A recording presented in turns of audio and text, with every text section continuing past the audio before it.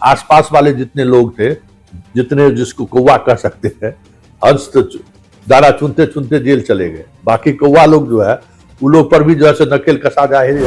दो आईएएस अधिकारी, अमूमन ईडी आईएएस अधिकारी पर कार्रवाई करने से बचे। मनरेगा में भी है, मनरेगा में भी उन्होंने पीओ का ट्रांसफर किया है, उसमें कई तरह की गड़बड़ियां सामने। कार्रवाई किए हुए 5 महीने से अधिक समय हो गया है, एफआईआर भी दर्ज हो गया, लेकिन उसमें जिस सीनियर आईएएस अधिकारियों पर कार्रवाई करने की बात कही गई है उस पर अभी तक कोई पहल नहीं हुआ है स्पेशल विजिलेंस यूनिट के द्वारा।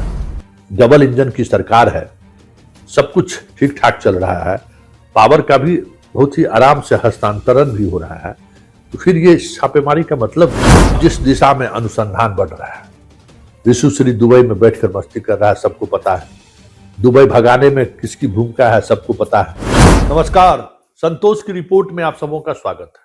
और आज हम संतोष की रिपोर्ट में बात कर रहे हैं अब किसकी बारी है। जी हां, आज पूरे दिन सचिवालय के गलियारे में सिर्फ यही चर्चाएं होती रही कि अब किसकी बारी है। क्या अब ईडी बड़ी मछली पर हाथ डालेगी क्या? अभी तक जिस तरीके से ईडी कार्रवाई कर रही है, सेकेंड लाइन तक वो पहुंच चुकी है। हंस भले जेल में गए हो, लेकिन जितने हंस के आसपास वाले जितने लोग थे, जितने जिसको कौवा कह सकते हैं, हंस तो दाना चुनते चुनते जेल चले गए। बाकी कौवा लोग जो है उन लोग पर भी जो है नकेल कसा जा ही रहा है। और जिस तरीके से चीजें चल रही है, एक अलग तरीके का माहौल बना है। लेकिन सबसे बड़ी बात यह है कि 2 आईएएस अधिकारी, अमूमन ईडी आईएएस अधिकारी पर कार्रवाई करने से बचती है। देखते हैं भाई, जल्दी हाथ नहीं डालता है, लेकिन बिहार में एक एक कर जिस तरीके से, मतलब समझ जाइए कि अगर हाल के दिनों में अगर हम बात करें तो बिहार सरकार भी आईएएस आईपीएस के मामले में बहुत ज्यादा उनको आजादी नहीं मिलती है। गया के एसएसपी का हाल आप देख लिए, ठीक है, निलंबन टूट गया। मुजफ्फरपुर एसएसपी का बरसों बाद निलंबन टूटा। अलग बात है कि अब बहुत सारी चीजें अनुकूल चल रही है तो पोस्टिंग भी हो गई, लेकिन अगर आप कुछ बाएं दाएं किए तो फिर आपकी परेशानी, मुश्किलें बढ़ने वाली है। तो 2 आईएएस अधिकारी 2014 बैच के अभिलाषा कुमारी शर्मा और एक और आईएएस अधिकारी हैं, जिन पर उन्होंने ईडी ने जो भी स्पेशल विजिलेंस यूनिट को लिखकर जो जानकारी शेयर की है, वो अपने आप में चौंकाने वाली बात है। क्योंकि ये चीजें जो है, योगेश कुमार सागर 2017 बैच के आईएएस अधिकारी है और 2014 बैच के अभिलाषा कुमारी शर्मा है, वो मनरेगा में भी है। मनरेगा में भी उन्होंने पीओ का ट्रांसफर किया है, उसमें कई तरह की गड़बड़ियां सामने आई है, बड़ा बबेला मचा है। और ये एक दोनों पर जो आरोप है वो नगर विकास विभाग में काम करते हुए ये आरोप लगा है।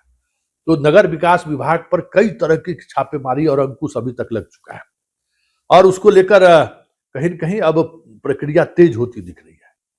ऐसे में क्या माना जाए कि नगर विकास विभाग के जो सर्वोच्च पद पर अक्सर जो अधिकारी आसीन रहे हैं, अब कहीं न कहीं ईडी की नजर वहां तक पहुंच गई है। हालांकि थोड़ा मुश्किल होगा ईडी को वहां तक पहुंचना, क्योंकि ईडी के मामले में, विश्वश्री के मामले में ईडी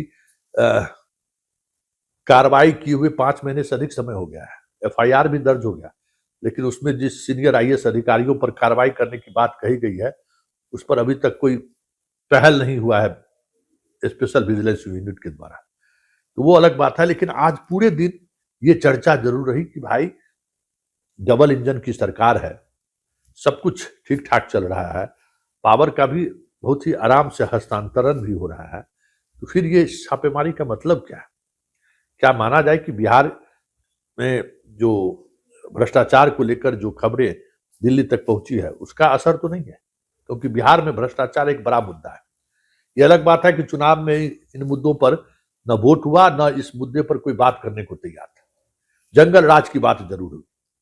तो क्या ये माना जाए कि ये कार्रवाई भ्रष्टाचार मुक्त बिहार की तो बात छोड़िए, लेकिन भ्रष्टाचार पर अंकुश कैसे लगे इस तरफ तो पहल नहीं है। हालांकि हंस के मामले में हाईकोर्ट ने ईडी को बहुत फटकार भी लगाई है, उसके मामले में अनुसंधान को लेकर भी प्रतिकूल टिप्पणी की है। लेकिन अब जिस दिशा में अनुसंधान बढ़ रहा है, ऋषु श्री दुबई में बैठकर मस्ती कर रहा है, सबको पता है। दुबई भगाने में किसकी भूमिका है, सबको पता है। लेकिन जिस तरीके से पैसे का ट्रांसफर हुआ है, इस दोनों आईएएस अधिकारी पर भी अनलीगल तरीके से मनी के ट्रांजैक्शन का आरोप है। और किस स्तर पर आरोप है ये तो जांच के बाद पता चलेगा, लेकिन मनी ट्रांजैक्शन का आरोप है। तो आप समझ सकते हैं कि मुश्किलें तो इनकी बढ़ गई है।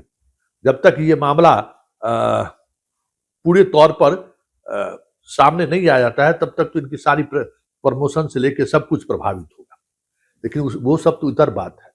ये 2014 बैच और 2017 बैच के आईएएस अधिकारी जब इस तरीके से कानून को अपने हाथ में लेगा, जब इस तरीके से भय मुक्त होकर, मतलब कोई डर नहीं है, मेरी मर्जी जो होगा सब करेंगे, तो फिर ऐसे में तो सवाल उठना लाजमी है कि इस ब्यूरोक्रेटिक व्यवस्था का मतलब क्या है जब लूट के साथ खड़ा होना है। कई तरह के सवाल आज सचिवालय के गलियारे में तैरता रहा और अंततः यही हुआ कि भाई डबल इंजन की सरकार के जरूर है, डेवलपमेंट को लेकर नजरिया जरूर बदल रही है, लेकिन ईडी सीबीआई का जो हस्तक्षेप है वो आने वाले दिनों में बढ़ेगा। क्योंकि जो चीजें आप दिख रहा है ना, और जिस स्तर पर दिख रहा है, वो जो है संकेत है कि अनुसंधान किस दिशा में बन रही है। क्योंकि सबसे ज्यादा अगर किसी एक विभाग में ऋषु श्री ने लूट मचाई है तो वो नगर विकास विभाग है। और नगर विकास विभाग में जो एल का जो टूनिंग है, ट्रेंगुलर बना हुआ है ना, वो ट्रेंगुलर कहीं ना कहीं ईडी को उस दिशा में बढ़ने को कह सकते हैं कि अनुसंधान की दिशा उस दिशा में बढ़ाने को लेकर मंथन तो तेज जरूर कर दिया है।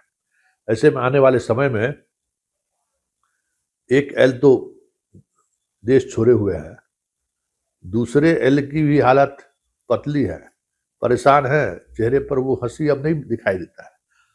और तीसरे एल को तो अभी दिल्ली ही मेहरबान है, उस मेहरबानी की वजह से कितने दिनों तक वो खींच लेते हैं ये अलग बात है।